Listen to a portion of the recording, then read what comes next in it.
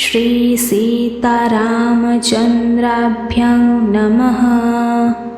श्रीमद्वाल्मीकीय रामायण महात्म्यम् अथ प्रथमोऽध्यायः।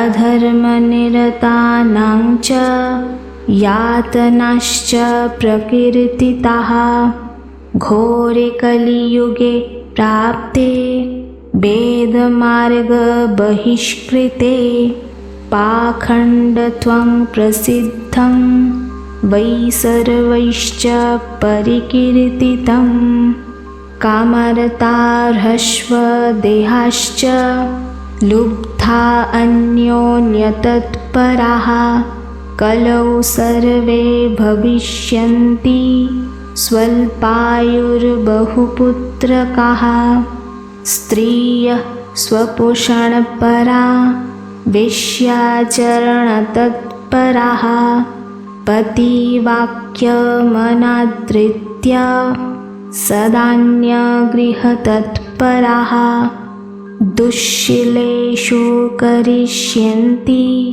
पुरुषेषु सदा स्पृहाम्। শ্লোক 6, 7, 8, 9। অধর্মপরায়ণ পুরুষদের দেওয়া যন্ত্রণারও আপনি বর্ণনা করেছেন। ঘোর কলিযুগ উপস্থিত হলে বেদোক্ত পথ যখন লুপ্ত হয়ে যাবে, সেই সময় ভণ্ডামি ছড়িয়ে পড়বে, এই কথা প্রসিদ্ধ। প্রায় সকলেই একই কথা বলেছেন। কলিযুগের সকল মানুষই কাম বেদনায় পীড়িত, বেঁটে এবং লোভী হবে এবং ধর্ম ও ঈশ্বরের আশ্রয় ত্যাগ করে একে অপরের উপর নির্ভরশীল হবে।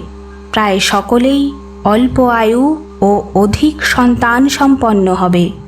সেই যুগে নারীগণ নিজ দেহ পোষণে তৎপর হয়ে বেশ্যাদের মতো আচরণে প্রবৃত্ত হবে। তারা নিজ নিজ পতির আদেশ অমান্য করে সর্বদা অন্যের গৃহে যাতায়াত করবে। দুরাচারী পুরুষের সঙ্গে সর্বদা মিলনের আকাঙ্ক্ষা করবে।